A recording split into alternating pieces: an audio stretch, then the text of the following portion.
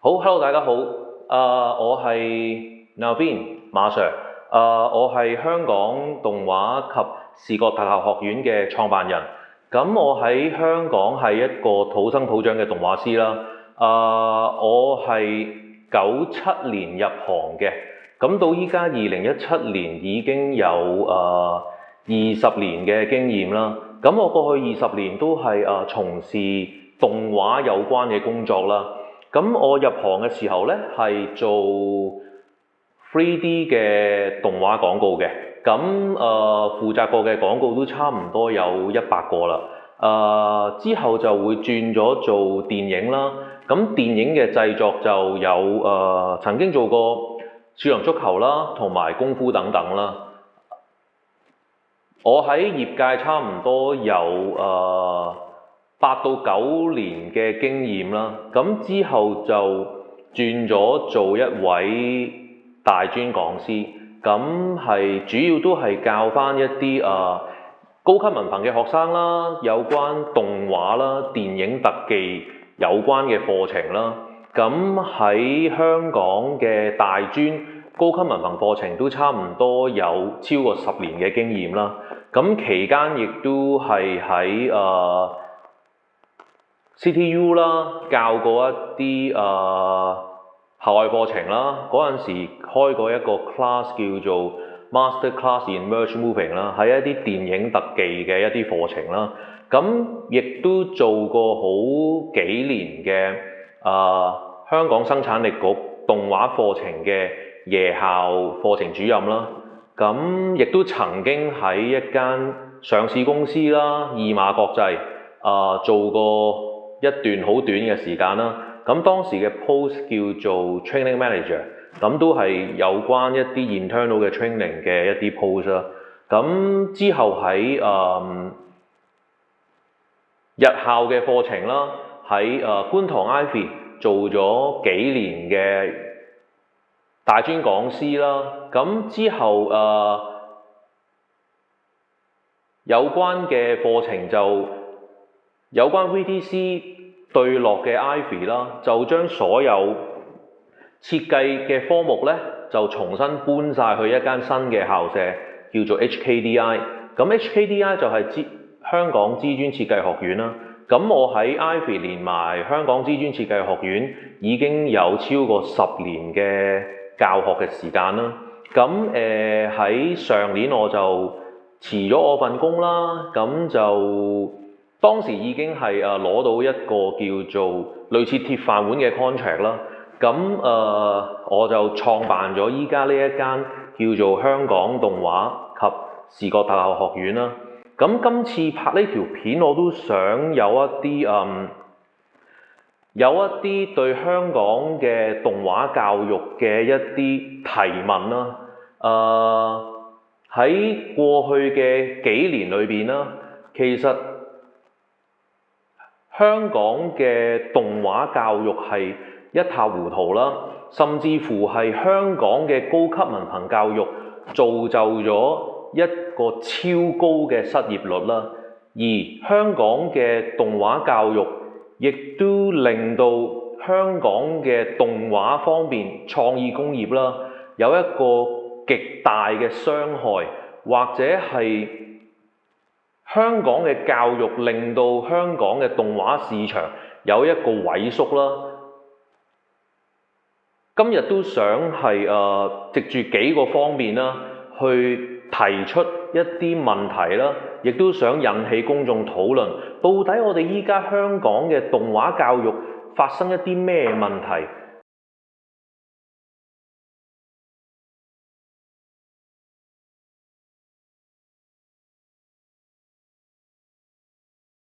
咁我想提出嘅就係有幾個 point 啦。第一就係到底我哋依家香港動畫教育請一啲乜嘢種類嘅老師去教我哋嘅學生呢？其實喺過去嘅10幾年，我同好多不同嘅老師合作過啦，有好多老師都係有教學熱誠嘅，有經驗嘅，有能力嘅。但係點解往往都留唔到呢一班人呢？咁咁我就睇返到底我哋依家嗰個教育政策有啲咩問題啦。其實喺依家嘅高級文憑學府裏邊咧，有好多都係一啲叫做 ORP 啦，一啲舊約制嘅員工啦。而呢一班舊約制嘅員工咧，其實學校必須要安排工作俾佢哋啦。喺一間設計學院裏邊，譬如我最熟悉嘅動畫教育啦，其實學校會安排乜嘢嘅老師去做動畫教育呢？原來有一啲老師係唔識畫畫嘅，去教 drawing 嘅科目；有啲老師係從來都未做過動畫嘅，去教動畫。點解會發生呢啲咁嘅事呢？原來喺香港嘅教育體制裏邊啦，一啲早入職嘅員工，佢哋嗰份合約原來係一份唔可以隨時炒佢嘅合約。當然啦，呢一個合約係保障員工啦，保障機構嘅一啲員工係 stable 喺呢一度教書啦。但係呢一個就發生問題啦。原來呢舊嘅合約制員工，佢哋係資源錯配啦。當佢哋喺一間設計學院裏邊，但係呢有啲員工佢係安排唔到有關嘅工作俾佢，而佢哋又唔能夠離職啦。所以就造就到一個情況，就係我哋要將課程嘅好大部分分俾一啲唔識教相關科目嘅員工去教。一個真實例子，有一個唔識畫畫嘅老師教咗好長時間 drawing 嘅科目，咁佢點樣教呢？佢咪買一隻 DVD， 或者冇買啦，喺圖書館度借啦。呢隻 DVD 上堂度 play， 叫學生睇，睇完之後就上完堂噶啦。1年係咁，2年係咁，10年都係咁，同一隻 DVD 喺度 play。學生 complain 其實冇意思噶。喺大專嘅教學呢個制度裏邊，所有嘅 complain 其實去到尾都唔會有人處理噶。其實 complain 呢個動作就只係疏導學生情緒，唔會有任何處理嘅，亦都係冇人處理到啦。咁就變咗一個咩情況呢？當收生足夠嘅時候，舊約嘅老師係可以喺度啦，新制嘅合約員工都可以保留到啦。但當嗰個課程減人手，課程收生有問題減人手嘅時候，會減一啲咩人呢？一定係新入職嘅合約制員工。而新入職嘅合約制員工呢，嗰一班相對嚟講係會貼近市場啦，亦都可能係有相關嘅工作經驗啦。但係喺呢個制度裏邊，永遠都係會先 cut 走一啲新員工啊嘛。咁變咗永遠都係淤血積咗喺度，永遠清除唔到嘅。新嘅員工就算有能力，一定係首先被開除嘅一班。咁結果就係淤血就會積晒喺度咯。甚至乎有一個例子，如果一個教師非禮，會點樣呢？冇事㗎，唔會有任何問題㗎。其實一班舊約制嘅員工，其實只要佢唔犯刑事啦，就唔會俾人炒到啦。咁結果係一個咩狀態呢？其實佢哋唔需要做嘢㗎。或者有一啲極端嘅同事，可能喺學校裏邊10年，安唔安排到 workload 俾佢呢？可能安排唔到㗎。咁結果係一啲咩情況呢？佢每日返工坐喺度等食飯，食完飯放工，1年、2年、3年，係直至佢退休為止。因為佢簽返嚟嗰張合約係一個可能 instructor 啦，但係喺新嘅學校裏邊冇一個 instructor 嘅 workshop 俾佢返工喎，因為已經有啲 course 已經淘汰咗啦嘛。哦，咁慘啦！舊約嘅制度裏邊係請某一間 workshop 嘅 instructor， 而新學校裏邊嗰間 workshop 已經係被淘汰咗啦。咁嗰個員工點樣安置呢？每日返工等出糧咯，直至到佢退休為止咯。冇安排到 workload 俾佢㗎，解決唔到嘅問題就唔好提，呢一個就係管理層嘅答案啦。咁結果係啲咩情況呢？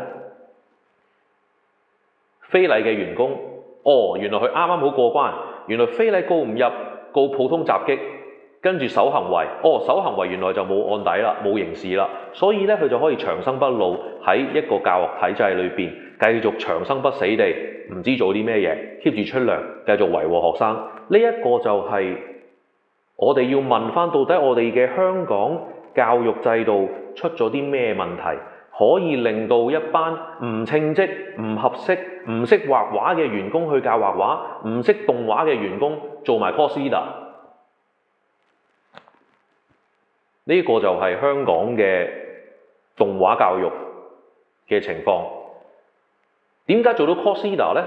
佢好彩咯，佢年紀夠大，早入職，早升職。雖然佢唔識動畫，但佢做咗動畫系嘅 course leader。呢個就係香港嘅動畫教育高級文憑學府嘅員工質素、教師質素。原來我哋有一個叫做劣幣驅逐良幣嘅政策。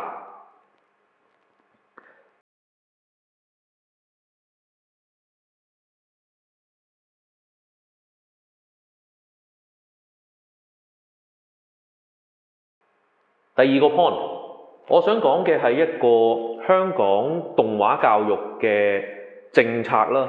其實喺我入行嘅時候呢，我哋嘅高級文憑教學係講緊3年嘅課程嘅。當我入行嘅時候，其實香港嘅動畫教育仍然係好唔清楚啦。可能有個課程喺度係講一啲 multimedia， 裏邊係有一啲動畫 relay 嘅科目啦。不過成個 structure 係揾唔到人教啦，亦都係支離破碎啦。咁喺早期嘅高級文憑課程，我哋係行緊3年制嘅。喺3年制嘅課程，我哋遇到啲咩問題呢？第一，喺個課程裏邊，由於學校有好多舊約制嘅員工啦，即係嗰班唔識畫畫又要教畫畫，唔識動畫要教動畫嗰班人啦。咁3年制裏邊，我哋要戒咗1/3大約啦嚇，俾咗佢哋去跟。咁對我哋一班動畫師有熱誠嘅一班動畫師去跟嘅時候呢，都冇辦法啦，改變唔到個制度啊嘛。咁我哋咪唯有喺2年裏邊做好自己咯。2年裏邊，我哋好盡力、好盡心去搞個課程，去改個 syllabus， 去跟好佢。2年根本上做唔到太多嘢，我哋留低喺學校嗰度 train 學生。我哋發覺個課程不足，而嗰個課程亦都唔俾改嘅時候，我哋 extra 留低自己度一啲 course 去教學生，幫補佢，令到佢可以順利做到佢嘅 FYP Final Year Project。喺未改制之前呢，我哋只要瘋狂 OT 啦，瘋狂地去補堂啦，瘋狂地去跟學生 project， 其實我哋都可以 train 到一班學生係做到一啲高質素嘅作品。之前我哋跟嘅學生亦都攞過唔少獎項啦。就喺呢一個我哋冇 workload， 亦都自願去花時間教學生嘅情況之下，我哋係做到嘅。但係當唔知點解啦嚇，政府改制，將高級文憑嘅課程要銜接大陸嗰套啦。嗰陣時大陸係行緊3-3-4噶嘛，有3年初中、3年高中、4年大學。咁我哋本來香港係行緊5年嘅中學啦，跟住有2年嘅預科啦，再駁去大學噶嘛。咁我哋就要改變啦。咁喺3-3-4呢一個改革嘅時候呢，本來由3年嘅高級文憑課程就縮減咗變2年，但係舊約制嘅員工係一個都不能少啊嘛。咁點算呢？課程裏邊本來由3年嘅高級文憑，依家變咗做2年。之前有3年嘅課程，我哋放棄咗1年啦，我哋瘋狂地去補堂，2年裏邊可以 train 到一個正常嘅動畫師出嚟嘅。但係當依家課程得返2年，仍然要扣起1年，俾一啲舊制嘅員工去教。我哋一班有心有能力嘅動畫師，其實係做唔到嘢啦，根本上我哋俾人 cut 咗一半嘅時間，我哋根本上冇可能去教到一啲正常嘅動畫師出嚟。而喺呢個情況，管理層就諗一樣新嘅政策出嚟啦，就叫做分流制。分流制係咩意思呢？分流制就係將一啲學生，我假設啦，有100個學生，將佢分做3部分，1/3學 2D animation， 1/3學 3D， 1/3學 visual effect， 喺1年裏邊教晒佢。呢個係一個不可想像嘅一個政策嚟㗎啦。結果發生咗咩事呢？或者我講多少少，其實呢個分流制衍生咩問題？其實分流制，我哋動畫嘅課程就我用數學做一個比喻啦。我哋學數學嘅時候有先後次序㗎嘛，先學加減，再學乘除，去到尾再學 formula， 如此類推，一步一步咁樣去上去㗎嘛。但係分流制就等於將啲學生分做3部分，1/3學加減，1/3唔識加減就學乘除，1/3唔識加減乘除就學 formula。咁你可以諗到係一個咩情況啊？現實上邊1/3嘅學生佢哋識畫畫，識畫畫嗰班佢就可以投入去市場做翻一啲平面設計 2D 嘅工作，因為呢個係基礎冇問題嘅。但係1/3學生佢一嚟就學 3D 嘅時候呢，當佢唔識 2D、唔識美學、唔識構圖嘅時候，就學 3D。其實呢一班係冇基礎嘅學生嚟㗎。行裏邊大部分嘅老闆都唔想請呢一班人，包括我自己在內。我依家係一間學院嘅老闆，我同時間做緊教育，亦都做緊一啲個人嘅創作，亦都有公司去做一啲 commercial 嘅 project。但係我根本上請唔到人，而 train 出嚟嘅學生根本上就同我哋溝通唔到。另外1/3係學 visual effect，visual effect 就仲大鑊。嗰一班學生唔識拍攝，唔識 2D， 唔識 3D， 就叫佢學一啲最難最高階嘅 visual effect。其實嗰班學生係好慘好可憐㗎。你同佢講，你讀完2年高級文憑之後係送你去死嘅。呢一個係咩制度？呢一個係咩一回事？而喺學校裏邊嘅管理層，佢只係睇到學費2個字。有冇諗過呢一班學生嗰個 education 會係咩樣呢？之後會係咩樣呢？全部都係空口講白話，點樣高就業率啊？點樣升學好好啊？全部都係吹水欺騙嘅一啲數字。夠薑你咪攞啲 survey 出嚟咯，你攞 survey 出嚟駁我啊！你話俾我哋聽，高級文憑課程動畫系嘅學生出路、就業、升學嘅數字啊，同埋講清楚你嗰個計法喎。你唔好同人哋講揾唔到嘅學生就唔算數，揾到嘅就照計數。哦，原來100個學生裏邊你淨係揾到1個學生，嗰1個學生有返工嘅，哦，依家就係叫100% 就業率。唔該，你講埋嗰個計算方法出嚟先得㗎。升學率，喂，我哋升學率高到90%，唔該你講埋你嗰個升學率嘅計算方法先得㗎。分流制完全係一個不知所謂嘅一個制度。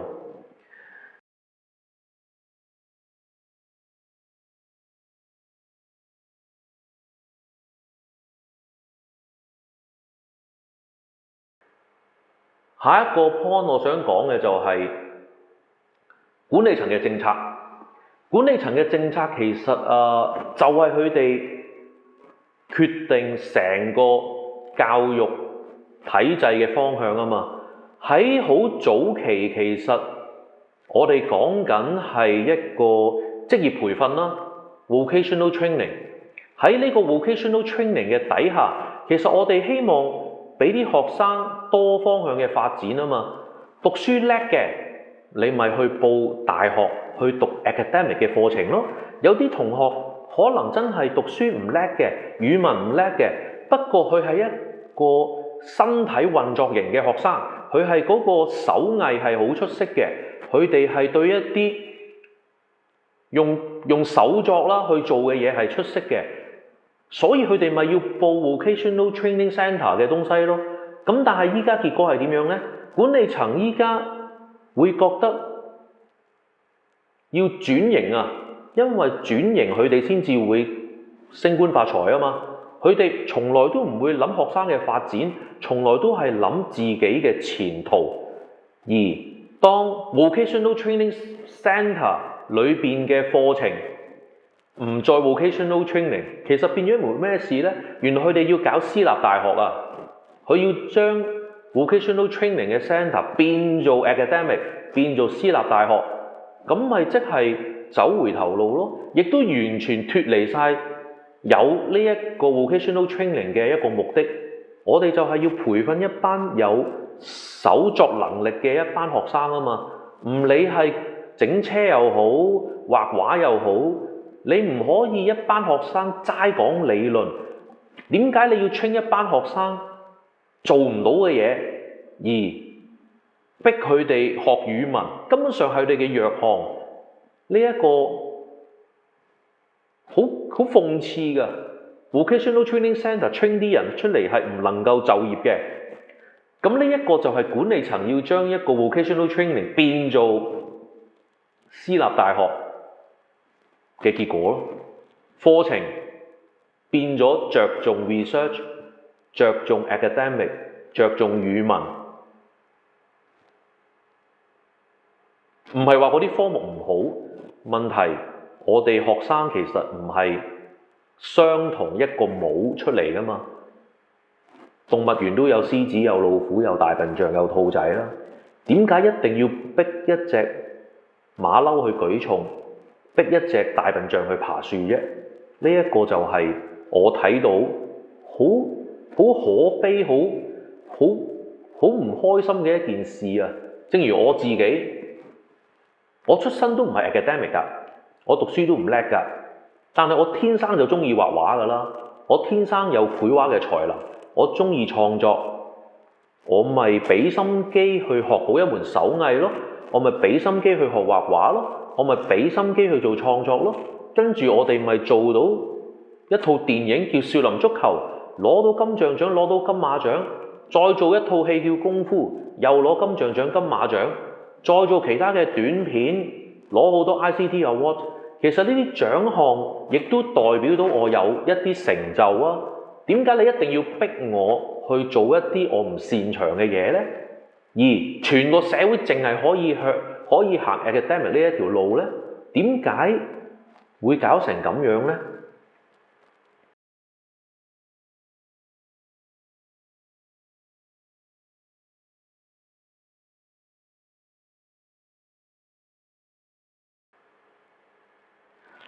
講一個喺教學裏邊去升職啦，或者攞一份大 bonus 嘅一個制度啦。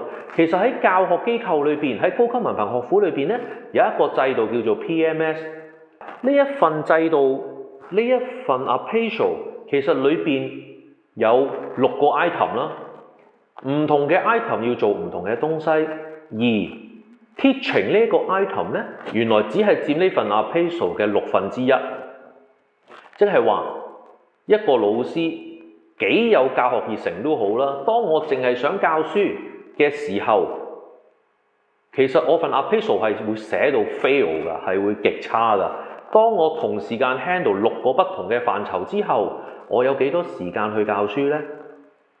而你要喺呢份 appraisal 裏邊高分，你必須要有創新嘅元素。創新嘅話就即係話，如果你要做一個 role model 嘅時候呢，你要做一啲人哋冇做過嘅東西啦。譬如啲咩呢？當動畫課程一班 lecturer 搞得好嘅時候，你再去搞，你咪冇 value 咯。嗱，個制度嚟講，只係講你有冇新意啫嘛。你可以推冧佢㗎，將做得好嘅推冧佢，搞一個全新嘅課程出嚟，你咪可以寫到好高分咯。因為你 create 咗一個新嘅課程出嚟啊嘛。咁但係呢一個動作對教育有冇益處呢？對學生有冇益處呢？原來你將一個 develop 咗6、7、8年已經係有成績嘅一個課程推冧佢，重新諗一個新嘅出嚟，你就可以升職加人工啦。呢個就係 PMS 制度嘅精髓啦。你持之以恆地做好一件事，原來係唔會做得好嘅咯。即係話你喺嗰個制度裏邊，你係唔係一個好嘅老師，亦都唔係一個出色嘅員工，甚至乎係可以俾人寫花你嘅 report。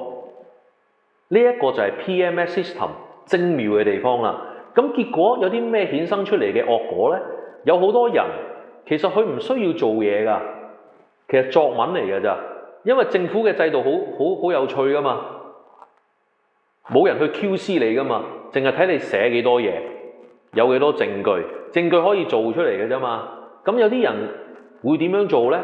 返學嘅時候有啲老師啦嚇，返學嘅時候正規課程咩都唔識教，冇所謂，每一日咧就帶學生出去遊山玩水，去 outing，去睇 exhibition， 去搞呢搞路。其實個老師係唔需要準備任何嘢㗎嘛。帶班學生去睇 exhibition， 影相大合照，結果1年之後呢，佢返工嘅時候出去遊山玩水，影好多相，跟住就攞嗰啲相連喺份 PMS report 裏邊，佢咪攞 excellent 咯。但佢有冇教書呢？原來1年都冇喎。咁呢一啲就係嗰啲唔識畫畫又教畫畫嘅老師要做嘅嘢咯。佢就花好多時間唔教書，去 outing， 去遊山玩水，寫一啲 funding 去外國度實習，或者去參觀 visit， 跟住呢，佢啲學生有啲咩得着呢？冇啊！喺 exhibition 學生有冇出席，有冇重要嘅呢？其實唔需要理噶嘛，佢只係去咗同學生影張相，使乜解釋嘅呢？唔需要㗎。影嗰張大合照就可以走㗎啦。呢一個就係 PMS 制度嘅精髓啦，唔需要處理教學問題嘅，淨係要有啲新嘢出到嚟就可以做得好㗎啦。咁結果動畫課程做得好，咁點樣可以再做好啲呢？推冧佢咯，搞一個新嘅課程咯，冇關係嘅，冇業界需要嘅，亦都冇認受性嘅，亦都唔知係咩嚟嘅。譬如有啲叫做聽完個 course， 睇完啲內容係冇人知道係咩嚟嘅。有啲咩例子啊？有一個叫做超級媒體咯。超級媒體係咩嚟嘅？我鬼知係咩嚟嘅咩？咁你作一個新嘅名，冇人知，咪係新嘢咯。呢個咪 PMS system 嘅精妙地方咯。我咪偏激咗呢？講個實際例子俾你聽啊！當年我仲未辭職嘅時候呢，嗰啲咩超級媒體啊就叫我去教一啲課程啦。咁我問佢教啲咩課程啊？你教啦。我話有冇 project brief， 有冇 course plan， 要教啲咩㗎？俾你都唔明㗎啦，你教啦。咁我教啲咩啊？得㗎啦，你咁有經驗，你教咩都得㗎啦。嚇？咁即係點啊？你係咪想我教？咁你都要講一講俾我聽，你要啲咩㗎？教 software 啦，教 After Effects 啦，教佢撳掣啦。咁我上堂啦。咁我上堂同啲學生講，學 software 呢，你必須要諗 idea， 你諗到一個新嘅 idea， 跟住先至用 software 去做出嚟，先至有用啊嘛。如果你淨係學撳掣，其實你只係一個 operator， 你係冇value嘅。咁我用咗1、2堂時間去教學生點樣去諗嘢啦。轉頭有人捉我出去講，你做咩啊？你唔好教呢啲啦，教佢撳掣得㗎啦，唔使教佢諗嘢㗎，真係撳掣得㗎啦。嚇！我啱啱先至用咗1、2堂嘅時間去教學生，齋撳掣係冇用，冇 value。你必須要諗一啲新嘅 idea 出嚟，再學 software 去做佢出嚟。然之後個 course leader 就同我講，齋教撳掣得㗎啦。呢啲係咩人嚟㗎？呢啲就係教育界嘅 course leader 咯，超級媒體咯，咩嚟㗎？鬼知咩？教啲咩？我做老師我都唔知教啲咩嘢。你又話叫我去教，又話叫我揸主意 course plan 又冇 year plan 又冇，叫你俾個 syllabus 所以話冇，乜都話冇，跟住教突然之間又叫我齋教咁滯，你唔好浪費我時間。你依家浪費我時間冇所謂，我出緊糧啊嘛。咁班學生點算啊？係咪咁樣去對啲學生㗎？呢一個就係高級文憑課程嘅現況。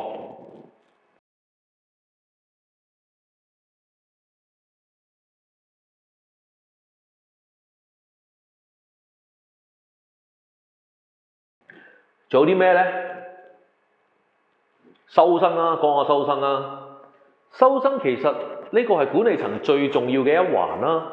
收生到底佢哋用啲咩制度去收生嘅呢？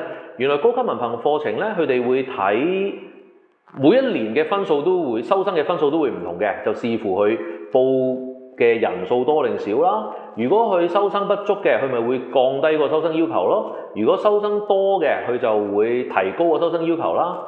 咁有啲唔合資格嘅或者合資格嘅點樣看待呢？其實合資格嘅學生可能會考啦，有主科合格啦，中英數、中文、英文合格啦，亦都夠分數嘅時候，基本上都會 automatic 會收咗㗎啦。咁呢個亦都係一個想提出嘅問題，就係一間設計學院收生嘅 criteria 原來都係睇中英文嘅啫。你識畫嘢未必會加分嘅喎，但係如果你中英文有問題，就一定會 fail。其實點解設計學院佢嘅畫畫嘅功課唔會計算在內嘅？咁佢又會定一樣新嘅制度喎。既然咁啊，我哋設計學院就要搞 interview 啦。咁如果預先報讀有 interview，有啲畫作好嘅就會加分啦。係咪真係會睇佢啲畫呢？其實又唔係嘅喎，原來做場 show 嘅啫喎。你估你帶啲畫嚟真係會加好多分啊？其實又唔係 exactly 嘅喎，因為基本上管理層對我哋嘅指引啦，就係其實除咗跛嘅盡量都收啦。其實跛嘅都可以收嘅，因為有殘障法例啦，因為佢有啲肢體殘障嘅都必須要收啦，冇得 say no 啦。咁結果即係話你嚟報嘅都會收咯，冇篩選過咯。咁去到一個位，有啲學生佢唔合資格嘅點算呢？咁管理層就諗到啲新招啦，就係開飯碟啦 ，Foundation Diploma 啦。咁 Foundation Diploma 係無限量收生嘅。咁嗰班收生就係會瘋狂地收，因為收完之後，只要你交1年學費，坐飯碟到1年，你就可以自動升上嚟 high 碟啦嘛。咁呢個係製造學生嘅一個機制啦。咁其實本意係好嘅，本意係俾一條 pathway， 俾一條路啲學生去行啦。咁但係嗰1年到底學緊啲咩呢？同高級文憑課程銜接成點呢？又或者係點樣看待啲學生呢？課程結構係點樣呢？喺過去嗰幾個月，我都去咗唔同嘅中學嗰度啦，去講一啲 school talk 啦，亦都同好多中學嘅視藝科老師啦、升學就業嘅主任啦、校長啦開會啦、傾偈啦，去分享翻即係依家教育或者係升學就業嘅問題啦。咁原來好多中學嘅老師佢都反映翻俾我聽，就係其實早期佢哋都好鼓勵啲學生去報 Vocational Training Centre 嘅一啲課程嘅喎，但係依家佢哋唔會再推介學生啦，反而會推介學生去報翻一啲副學士。點解呢？原來佢哋話點解飯碟嘅課程比中六嘅更加之淺嘅，而且係雜亂無章嘅，啲學生所有嘅 feedback 都係好負面嘅喎，清一色都係負面嘅喎。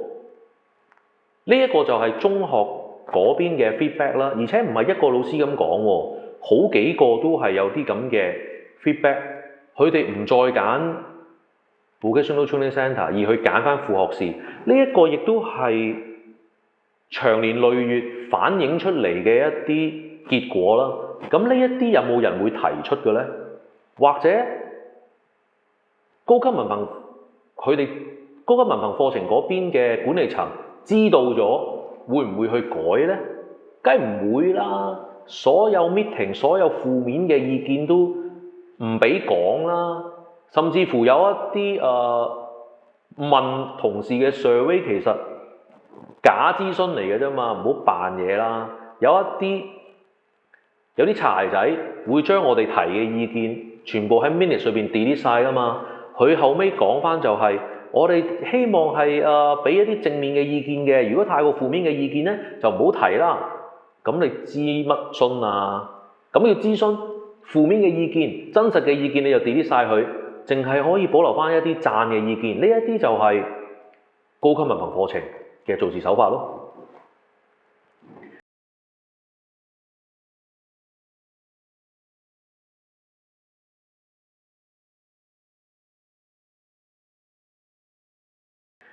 講完收生之後，講下一個金剛箍啊。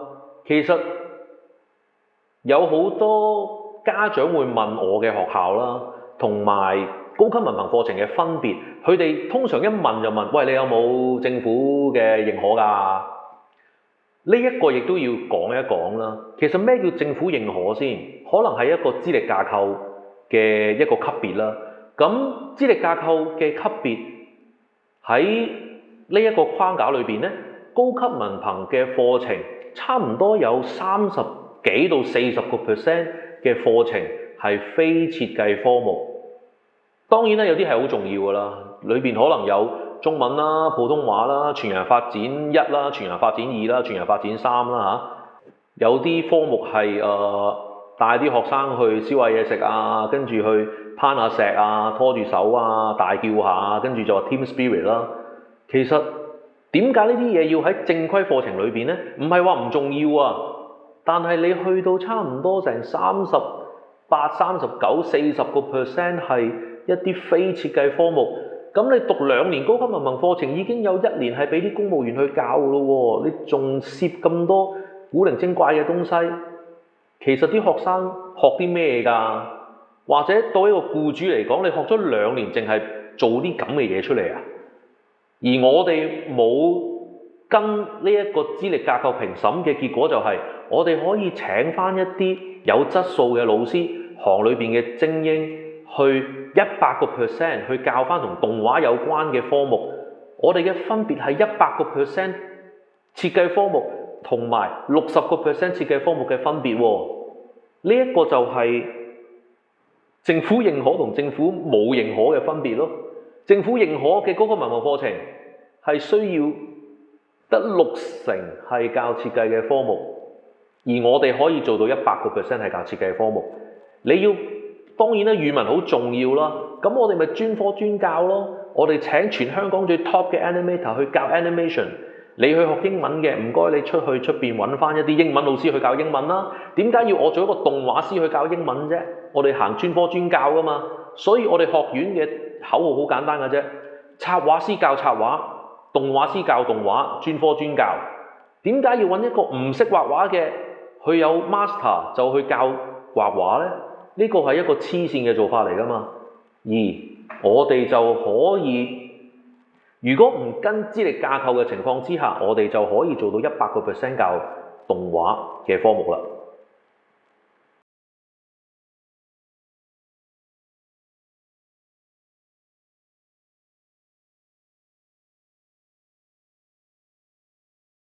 講完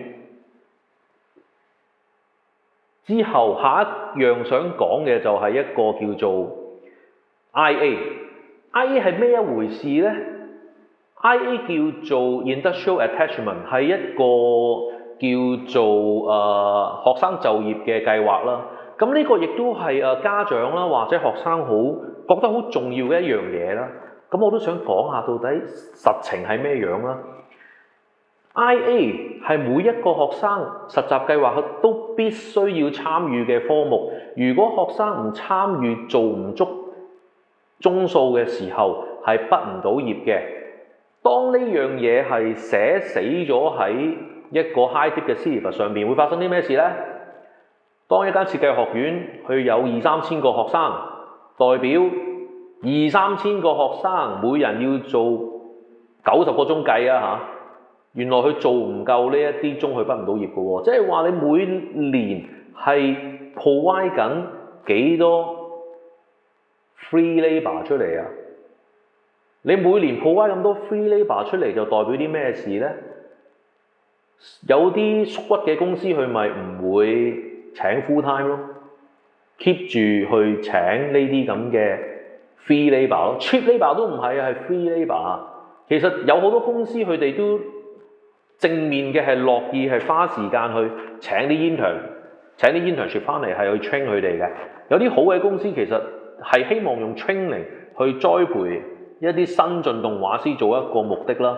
但係我做咗咁多年大專講師，有好多公司嘅語氣嘅態度都係好差㗎。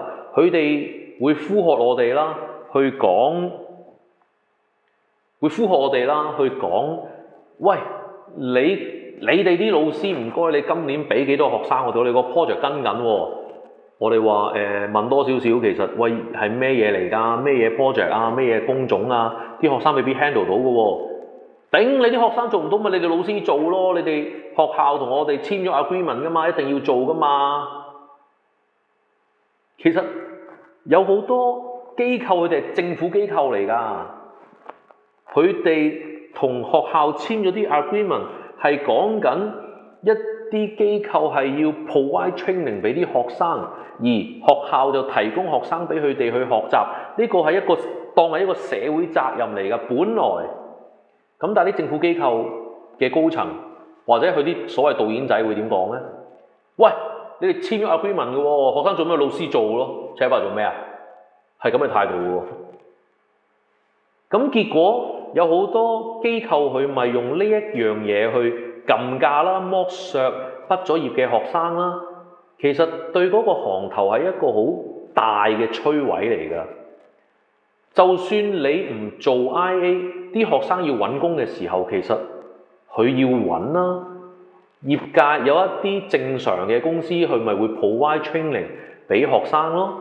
但係學生有得選擇啊嘛。你依家係屈啲學生，喂，每年有2-3千個畢業生，就有2-3千個學生乘以90個鐘去做一啲 free labour。呢一個係好摧毀性嘅，對行業嚟講。係好唔健康一回事嚟㗎。原來設計師、動畫師係 free 㗎，唔需要俾錢㗎。每年都源源不絕地出緊一啲新嘅學生係免費㗎。咁呢個係一個咩信息呢？呢個叫 IA program 學生就業計劃。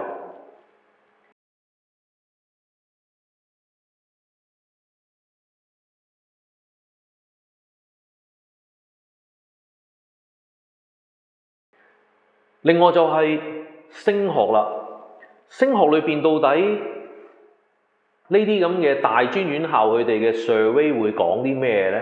會 show 啲咩出嚟呢？夠薑嘅你就攞啲 survey 出嚟。哦，原來佢哋嘅 survey 話去到80%、90% 嘅升學率喎。唔該你講清楚係咩升學率先。頭先都講過啦，喺高級文憑課程畢業嘅學生，因為嗰個制度問題。有啲學生好大部分都係學唔到嘢啦，又或者係喺一個唔合理嘅制度裏邊啦，根本上係一嚟就學中階、學高階嘅東西係跟唔到㗎，而嗰班學生係冇工作能力㗎，而佢哋亦都 academic 未係咁好，係上唔到大學㗎。咁點樣搞可以令到嗰個升學率係去到80-90% 呢？咁佢咪 design 咗一啲 top degree 出嚟咯。其實 top degree 有啲咩好處呢？就係吸納晒有啲學生佢升唔到 poly 啦，升唔到 city 啦，亦都揾唔到嘢做啦，就會升晒去 top degree 嗰一邊。咁我一講呢個問題呢，有啲舊嘅管理層啦、員工啦就會鬧我啦。佢就話：喂，你條友你都係讀啲 top degree 嘅啫。係啊，我認下，我買翻嚟嘅。咁我教書嘅第一日，你哋班人係睇緊我嘅 portfolio， 係覺得我好勁，所以先至主動邀請我嚟教㗎嘛。跟住我係由助教開始教起啊嘛，由助教開始，跟住佢哋就話：喂，你一世都冇得升職㗎喎，你要做一個 lecturer，你必須要有 degree 喎。咁啦，你由 high dip 開始夜校讀起啦，讀4年就得㗎啦。我心諗，你哋係咪黐 Q 咗線啊？一個老師教緊日校嘅 high dip 課程，你又叫我去讀一個夜校嘅 high dip，讀4年就可以升做 lecturer 啦。跟住有人教我啦，就話：喂，你讀翻個 degree 啦，讀1年就有㗎啦。咁我讀個 degree 咯。咁最近嘅就係你哋 HKDI 有 degree 啊嘛，咁我咪報埋 HKDI 嘅 degree 咯。咁啊，用1年買個 degree 翻嚟啦。咁佢嗰個課程安排其實係都幾勁嘅。譬如嗰邊一啲 professor， 啲鬼佬飛過嚟啦，咁佢就會同我哋講：喂，你哋做動畫嘅做幾分鐘太少咯喎，你起碼要做翻半個鐘頭先至叫動畫啦。咁呢啲咪一個弱智講嘅説話咯。原來佢飛過嚟嗰啲老師都唔識做動畫嘅。我讀嗰個課程叫做 Time Space Media 喎，即係喐動嘅嘢啦嚇，叫 Moving Image 啊，喐緊嘅嘢就叫做 Moving Image 啊。一條友叫我哋幾個月裏邊要做半個鐘頭動畫出嚟交功課喎。咁即係嗰條友嗰個 professor 基本上係唔識動畫㗎啦。我哋業界啊做 job 啊，我哋做一條5分鐘嘅動畫都要半年啦。你叫我幾個月一個學生做半個鐘頭俾你？咁我就喺呢1年裏邊就好古怪嘅。咁啊，我老頂就叫我一邊 hourly 地幫佢做晒一個 full time 嘅工作啦嚇，即係話出 hourly 嘅糧俾我，就出 full time 就做 full time 嘅 work。咁呢一個都講翻就係嗰個 degree 嘅內容到底學緊啲咩嘅咧？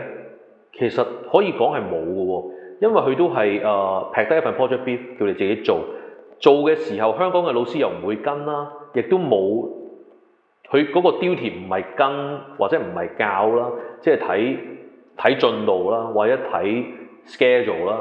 而鬼佬嘅老師亦都係 intensive 上1-2 day 堂，跟住就叫你做你要做嘅嘢啦。而佢哋嗰啲 comment 亦都係古靈精怪嘅啦。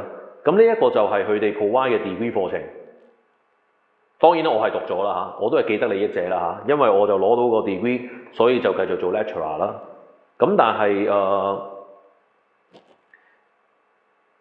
好古怪咯嗰件事。所以我喺呢一個制度裏邊，其實我睇到有問題，咁係唔係唔出聲呢？咁我選擇出聲咯，我選擇做爛頭卒咯。咁當然啦，呢啲我會俾人萬箭穿心啦。Who cares？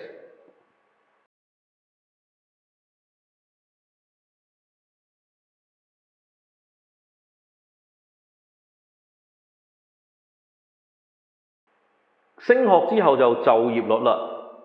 其實就業率到底依家香港嘅就業率係咩情況呢？咁就揸咗部 iPad 好耐，咁啊原來依家先至上網睇一睇先。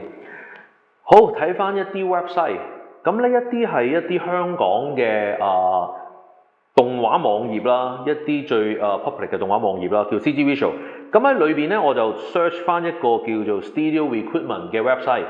咁喺裏邊咧，我放大嚟睇一睇啊，呢一版咧全部都係唔同嘅公司請人啦。咁就睇翻個日子啦，我17年4月嘅就有一啲 post 請緊人啦。咁就回覆率係0喎，咁一路掃啦，喂，全部 reply 都係0嘅，全部 reply 都係0嘅。咁啊睇下第二個 page 啦，全部都係請緊人嘅，但係 reply 係0喎，reply 係0喎。咁就原來咧成年裏邊全部都係請緊 3D animator relay 嘅工種啦，全部都係冇人 reply 嘅。喂，唔係喎，睇一睇，你咪玩嘢啊！裏邊喂有啲 post 有3個 reply 喎，你唔好吹水喎，click 入去睇睇先。原來 reply 係 reply 啲咩呢？哦，still available，thank you。呢一個就係動畫行業嘅一個現況啦。係咪淨係嗰個 post 我求其 search 一啲啊？哇！呢一個有4個 reply 喎，咁篤入去睇一睇先。4個 reply，睇一睇係咩 reply 先 ？Still available。呢一個就係香港動畫業嘅一個問題。原來過去嘅咁多年，自從大專課程改革之後，香港嘅動畫界就再請唔到 3D animator。喺呢個情況，咦？點解一啲學校佢話佢哋嘅就業率係高過90%嘅？咁咩一回事呢？一係就係一啲公開嘅forum，幾廿間公司一齊講大話；一係就係學校講大話嘅啫。有冇第三個解釋啊？有嘅，第三個解釋咪係我 photo retouch 我作出嚟嘅咯，呢個 website 係咪？咁唔係噶嘛，你哋可以上去睇翻一啲公開嘅 website， 到底依家嘅就業情況係咩一回事？全部都係冇人應㗎，所有地方請人都係冇人應，冇 feedback 㗎，全部都係00000000000。哦，有一個 feedback 睇一睇先，有一個 feedback，咪又係嗰啲 still available， 又係啊 still available，thank you。呢一個就係香港動畫界嘅就業情況，係冇公司請到新血，而學界方面就話自己係90%就業率。呢一個點樣解釋呢？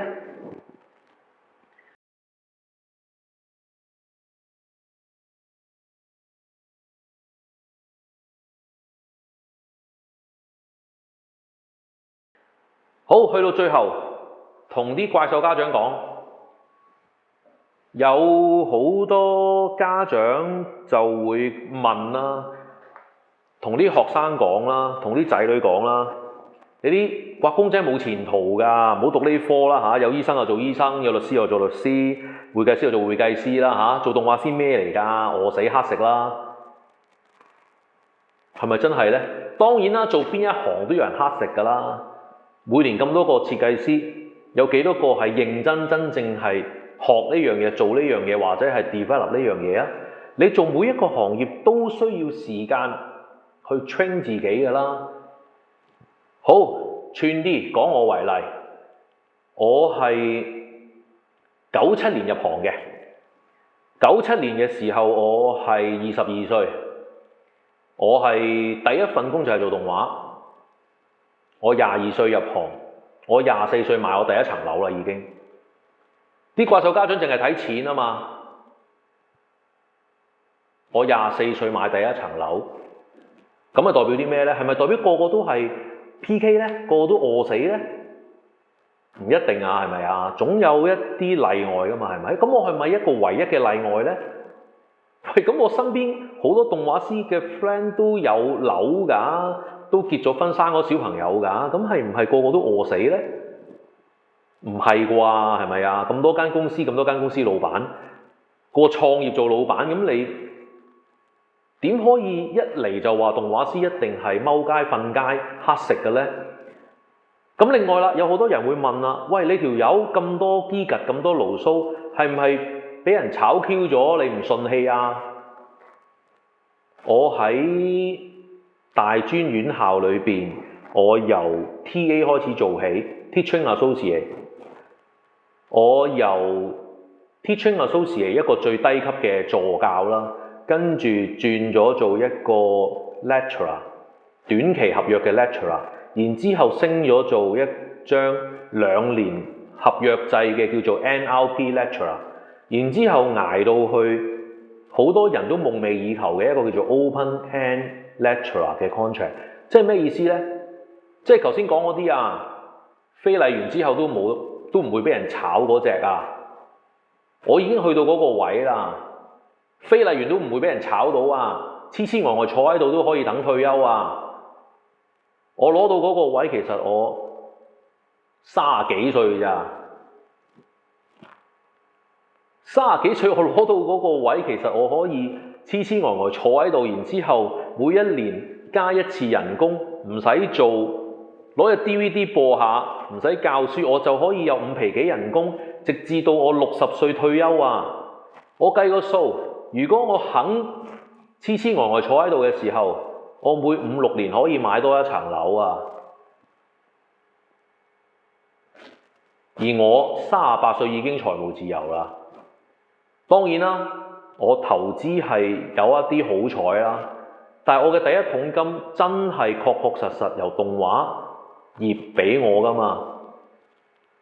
而我係攞到一個大專嘅鐵飯碗 open end 嘅 lecturer 之後，我攞到我先至辭職啊！我辭職唔係因為一啲特別緣故，我非禮都唔會俾人炒啦。唔係話我非禮啊，有啲同事真係非禮完之後俾人告普通襲擊，跟住炒唔到啊！我係對呢一個教育界睇唔過眼，我覺得每一年都喺度遺禍緊蒼生，每一年都有咁多學生報讀動畫系嘅高級文憑，而呢一班學生裏邊大部分都係俾人坑殺、夾硬夾死喺呢一個制度裏邊，我睇唔過眼，所以我放棄咗我嘅鐵飯碗大專講師嘅教職。呢個係唔會再有噶啦，絕咗種噶啦，呢張 contract， 我係翻唔到轉頭噶。我拍呢條片之後點會翻轉頭啫？全行通緝我啦，教育界係咪？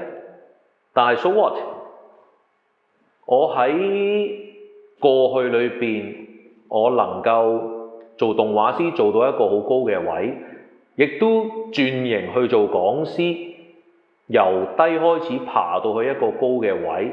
我亦都能夠有能力38歲就財務自由。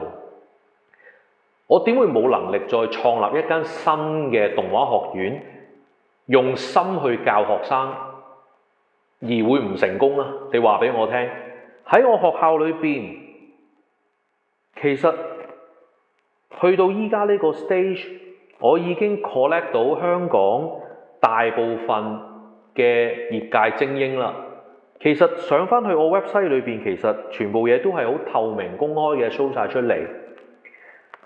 喺學生去選擇嘅時候，其實你要知道幾樣嘢。第一，邊一啲老師係教緊你嘅？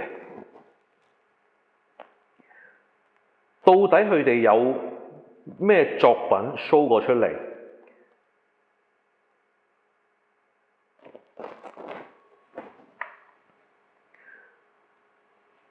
每一個老師都有名有姓，有佢嘅個人簡介，有佢嘅 portfolio， 有佢嘅過往嘅得獎嘅 record， 全部喺 website 裏邊 show 晒出嚟，亦都有一啲 YouTube 嘅 link， 睇到啲老師嘅作品。